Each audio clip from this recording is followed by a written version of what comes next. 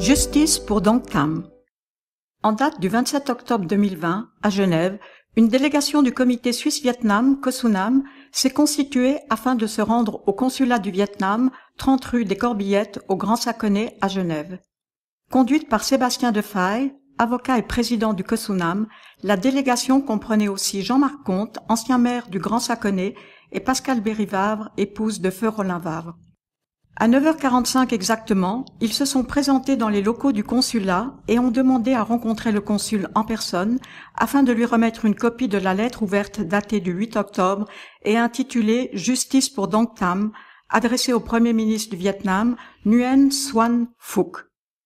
Cette lettre ouverte a été cosignée dans toute l'Europe par une centaine de personnalités de la vie civile, du monde politique, religieux et des représentants des ONG de défense des droits de l'homme.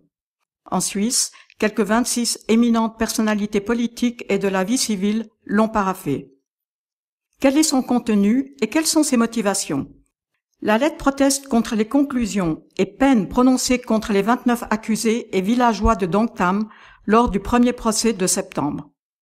Elle demande pour le procès d'appel à venir l'application d'une justice équitable, indépendante et conforme aux normes internationales que le Vietnam a signées en son temps.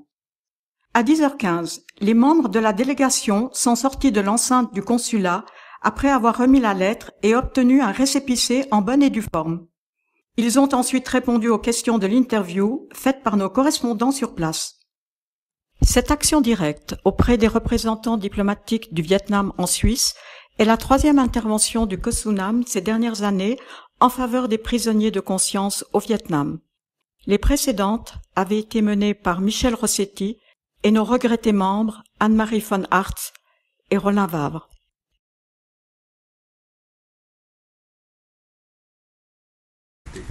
Alors nous avons une lettre ouverte recueillant la signature de très nombreuses personnalités. Nous avons notamment l'ancien président du Conseil d'État, François Longchamp. Nous avons la signature d'un conseiller national, Vincent Maître, celle d'une présidente de parti, Delphine Bachmann, et de nombreux députés au Grand Conseil de Genève.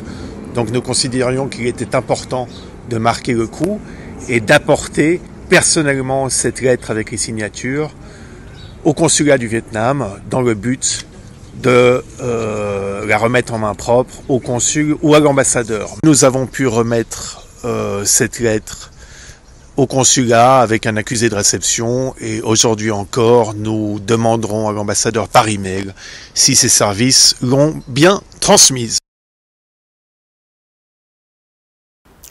De la sidération. Les premières images qui m'ont été données à voir sont d'une telle brutalité, d'une violence indicible, que l'on se demande, mais de quel pays parlons-nous? À quelle époque ces images ont-elles tourné? Quand on pense au Vietnam, on pense immédiatement à sa beauté, son accueil. C'est aux antipodes de ces images et qui forcent au questionnement. Maintenant, l'appel de Madame Dou Thi Thanh, cet appel m'a bouleversée, il est bouleversant et il force le respect et l'admiration. Elle se tient seule, debout, face à un régime autoritaire, brutal. Elle demande qu'il y ait justice, quitte à sacrifier sa vie.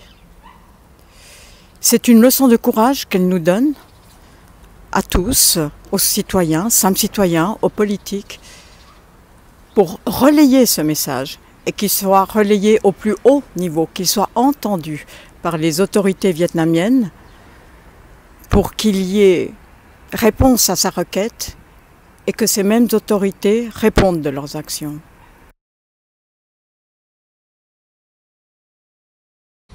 En tant qu'avocat, je l'ai perçu très mal.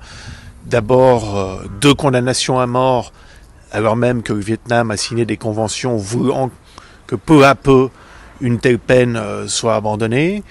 Ensuite, il ne s'agissait pas d'un procès équitable. Les avocats n'ont pas pu rencontrer correctement leurs clients n'ont pas pu assurer correctement les droits de la défense. Ceux-ci ont été entravés dans leur mandat. Donc il est évident que pour nous, dans le cadre de la procédure d'appel, il faudra que les droits de la défense soient garantis comme un procès équitable.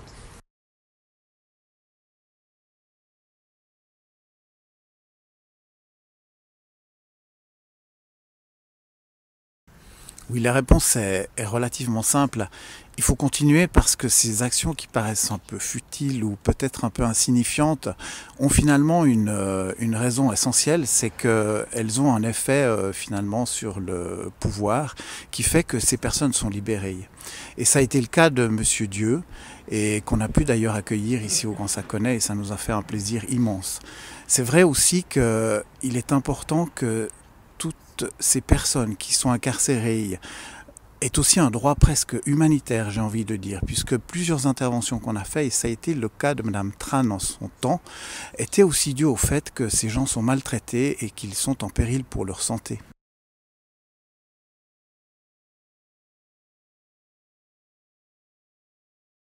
Oui, Madame Chang a été incarcérée et je crois qu'elle risque un nombre colossal d'années de prison simplement parce que cette dame défend le droit des femmes.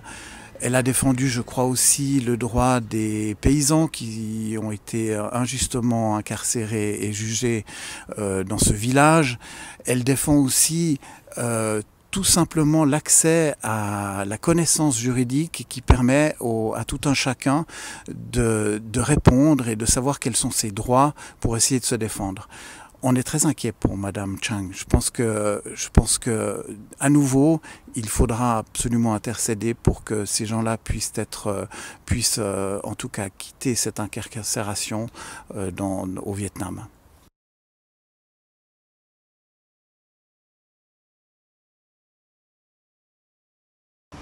Ce que ça m'inspire, c'est de poursuivre, c'est une évidence, de poursuivre au nom des victimes, de leurs familles, au nom des défenseurs des droits humains, des défenseurs des lanceurs d'alerte.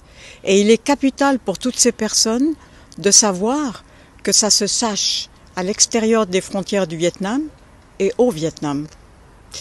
Il faut continuer à amplifier, à faire savoir les violations très graves qui se passent au Vietnam aujourd'hui. C'est un levier pour amener ce pays vers un chemin démocratique. Si aujourd'hui j'ai rejoint le COSUNAM, c'est parce que ces valeurs auxquelles Rollin croyait très fort. Nous allons continuer de mobiliser nos amis suisses, nos amis internationaux, de communiquer, d'exprimer le désaccord de la population suisse avec les méthodes de gouvernement, avec l'absence de liberté d'expression, avec l'absence de démocratie. Et le COSUNAM continuera à se mobiliser pour que ceux qui sont là-bas, qui se battent, sachent que nous sommes ici, que nous pensons à eux et qu'ils ne sont pas seuls. J'y adhère complètement. Et maintenant, il est à mes côtés, il est avec moi, il est avec nous pour que l'on continue cette lutte pour un monde plus juste en utilisant des moyens démocratiques.